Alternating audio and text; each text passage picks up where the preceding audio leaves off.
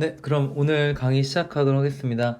원래 오늘 줌으로 강의를 했어야 되는데, 이게 줌 문제가 생겨가지고, 이렇게 실시간이 아니라 녹화를 하게 된 점 양해 부탁드립니다.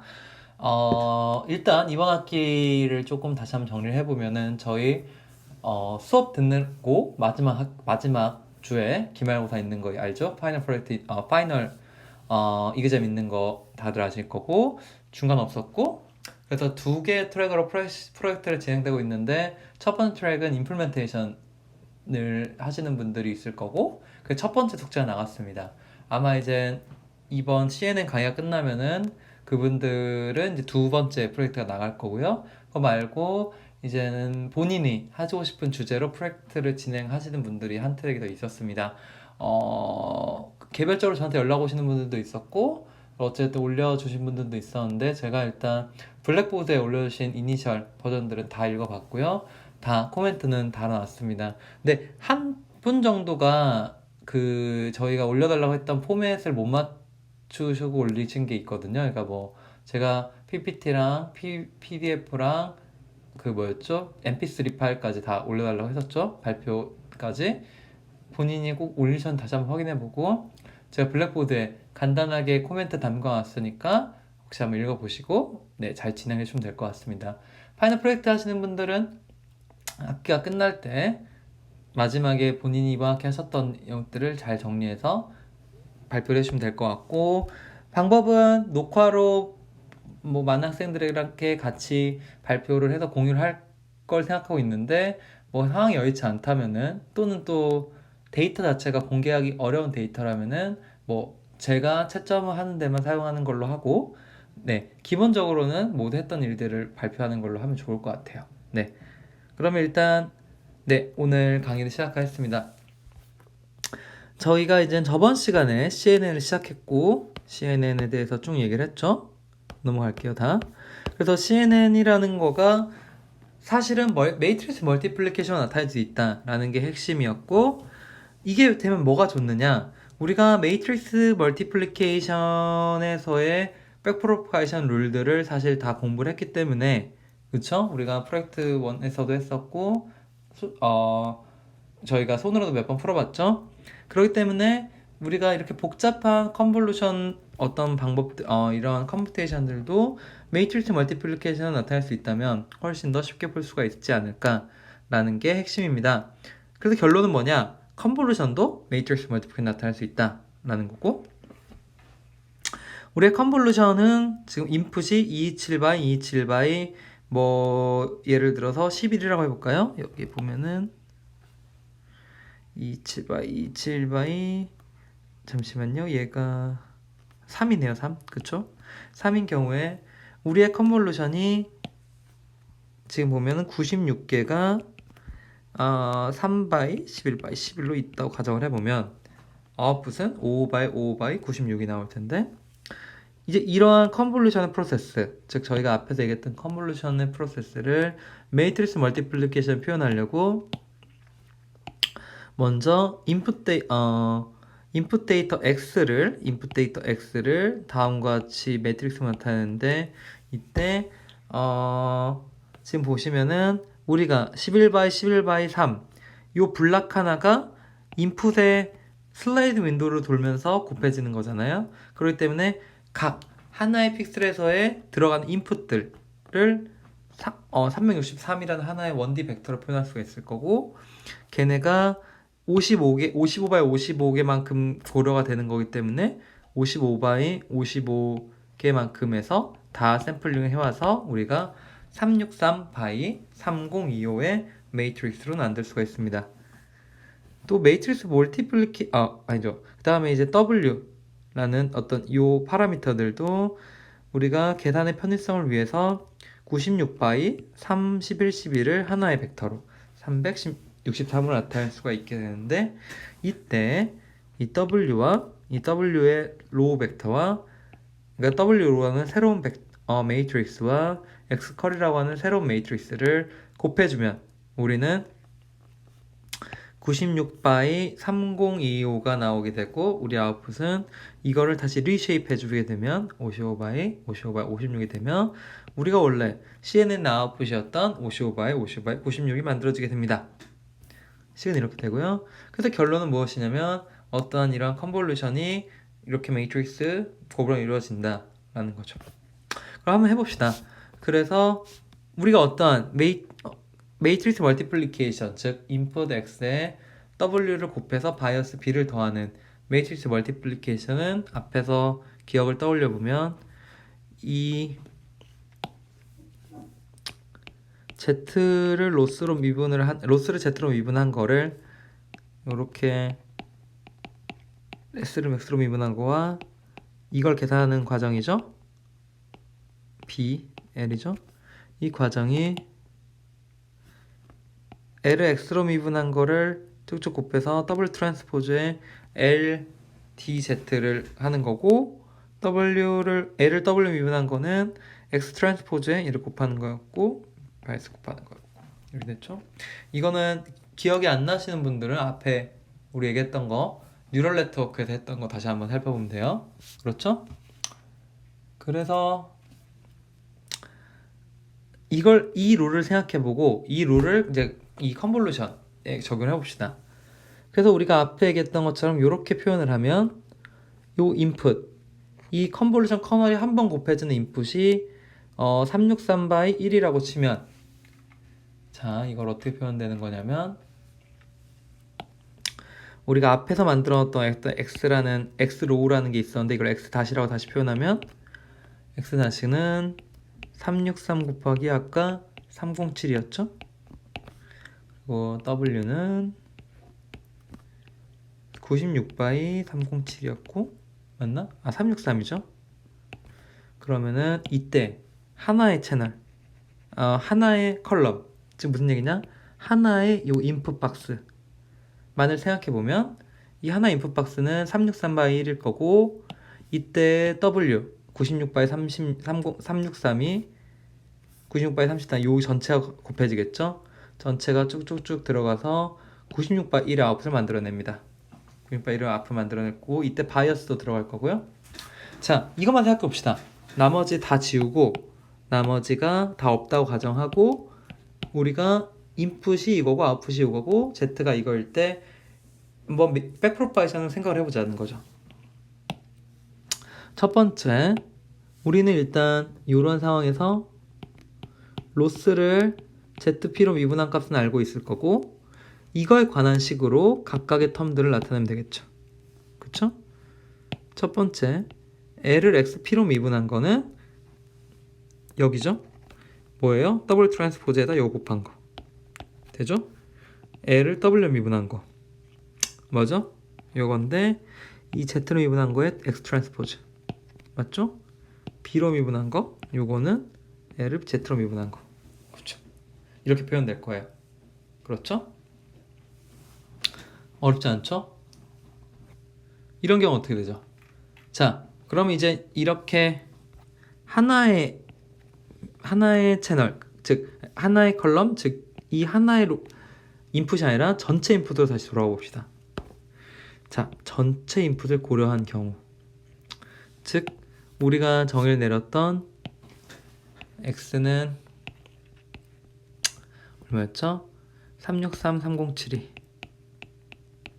x 프라임 3072와 w 96, 363 96, 363을 가지고 이 전체에 대해서 정의를 다시 내려보면 이 각각의 윈도우마다 커널들이 shared 된 커널이 곱해지는 형태이기 때문에 먼저 인풋은 363 곱하기 307이겠죠?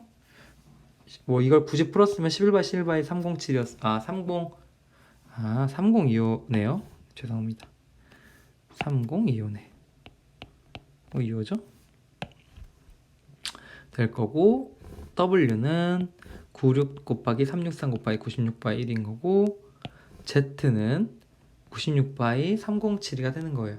307이라는 건 3025 뭐냐? 모든 픽셀들마다 96 디멘전의 피처 벡터가 있는 거니까요. 그러니까 얘기했죠. 이러한 관점에서 이러한 상황에서 다시 한번 앞에서 했던 매트릭스 멀티플리케이션을 생각을 해보면 먼저 L을 X 트랜스포즈로 미분한 X 다시로 미분한 거는 뭐가 되냐면은 W 트랜스포즈에 이렇게 되는 거죠. 요거 그냥 하면 되죠. 그렇죠?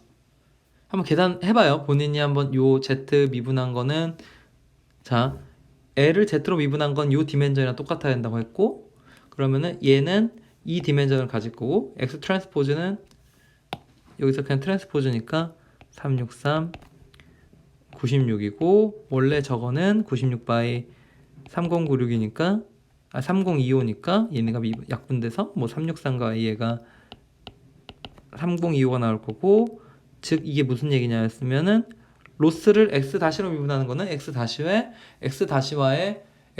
디멘전과 같다라는 거죠. 그래서 계산해 보면 되고 근데 이제 약간 달라지는 게 요 부분입니다. W와 B인데 W와 B는 각각의 윈도우에 대해서 shared 돼서 움직여요. 자, 이게 무슨 얘기냐면은 내가 하는 이 뉴런 하나가 이 각각의 샘플들의 각각 곱해지는 거와 곱해져서 나온 아웃풋을 만들어내는 거와 똑같은 거죠. 자, 이게 무슨 의미가 있냐면 백프로파이션 할 때도 이 쉐어드 되는 이 레이어는 이 각각에서 들어오는 백프로파이션들을 서메이션을 해줘야 돼요. 그쵸? 우리 기억나죠? 이제 우리가 프로젝트 1 할 때 배치가 n개가 됐을 때는 어떻게 계산해줬죠? 배치가 n개라는 거는 그냥 어렵게 생각할 게 없고 n개의 샘플을 동일한 네트워크의 파라미터로 곱했기 때문에 배치가 n개인 경우에는 다시 백프로파이션 하는 경우에 n개에 대해서 서메이션이 들어오면 돼요. 즉 백프로포션 n번 각각 들어오는 거니까 그냥 곱하기 n을 하면 돼. 마찬가지예요. 여기서도 우리가 앞에 정의 내렸던 요 식이 이 스페셜 도메인으로 어그리게이션, 즉 서메이션이 되는 형태가 되는 거예요. 그래서 결론은 원래 요 식이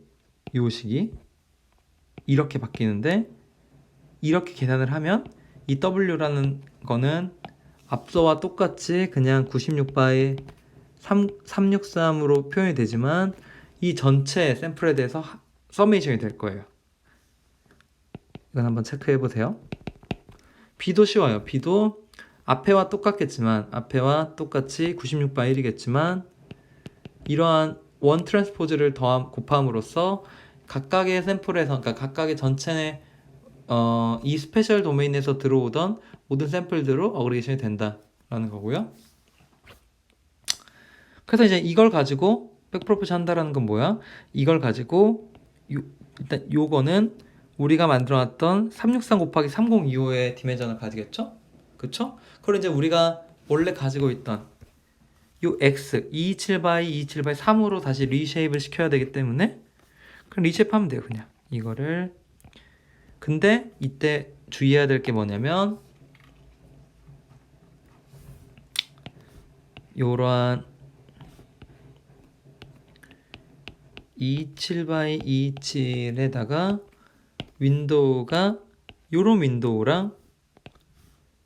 윈도우가 있을 때 우리는 빨간 아웃부터 만들어내고 파란 아웃부터 만들어내잖아요. 그렇죠? 그렇기 때문에 요 부분들에서는 일단 서메이션을 하면 돼요. 이분들은 서메이션을 하면 돼. 그래서 요 부분들에는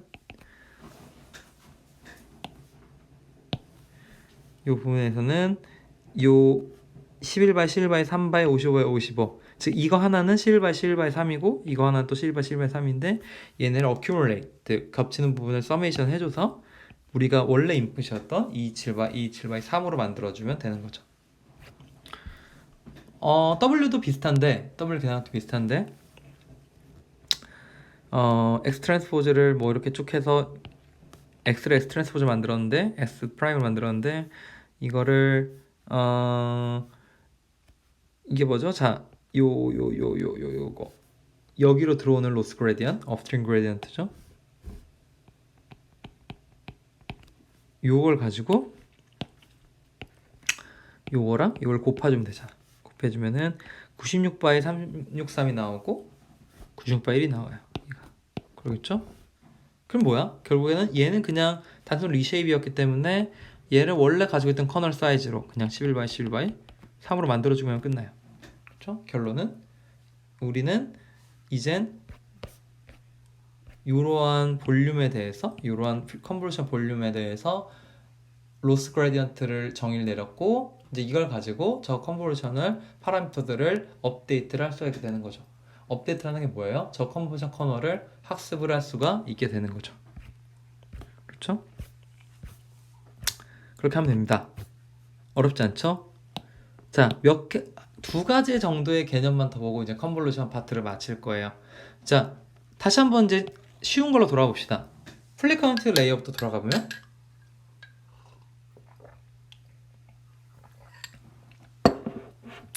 어떠한 인풋이 32바이 32바이 3이라는 이미지가 있었을 때 여기다가 컨볼루셔널 커널을 곱하는 게 아니라 이걸 풀리 커넥티드 모듈, 즉 NLP 모듈로 푼다고 다시 한번 생각해 봅시다. 우리 첫 번째 이그젠플이었죠? 어떻게 풀죠?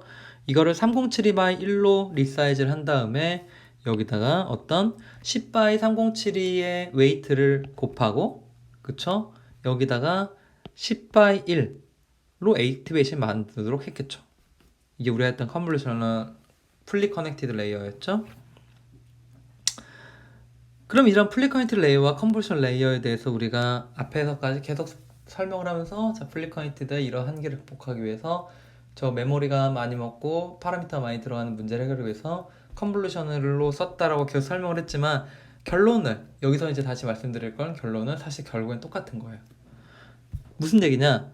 풀리 커넥티드 모듈도 컨볼루션으로 구현이 될 수가 있고, 컨볼루셔널 모듈도 풀리 커넥티드로 구현이 될 수가 있어요.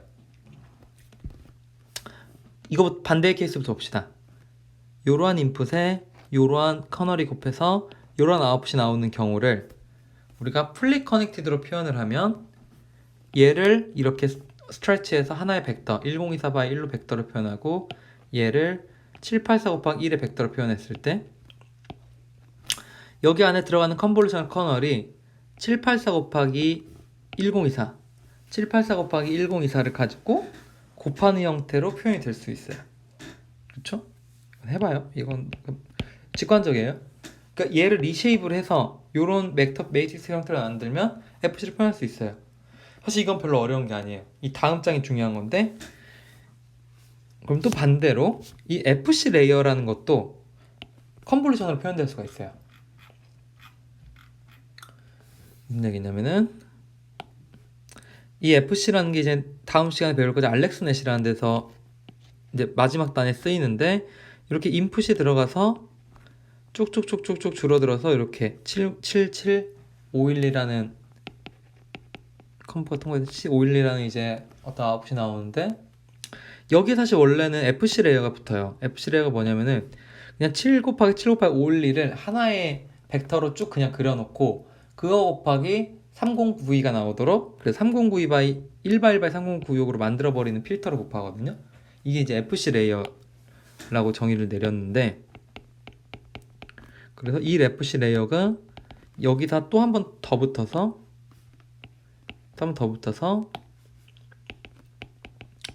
FC 레이어가 붙고, 여기는 마지막에는 이걸 가지고 이제 클래시피케이션까지 수행이 되는 거예요.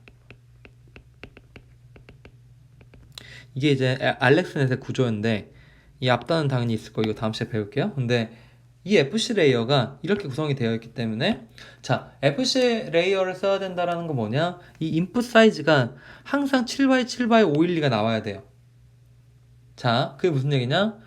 이 인풋의 사이즈가 달라져 버리면, 요게 달라져 버리면 요 FC 레이어에 들어가는 인풋 사이즈 자체가 달라지겠죠. 그렇죠? 비례해서 우리가 컨볼루션에서 인풋 아웃풋 사이즈 말하는 것도 저번 시간에 얘기했었죠? 달라지는 거죠. 그래서 더 이상 동작을 할 수가 없어요.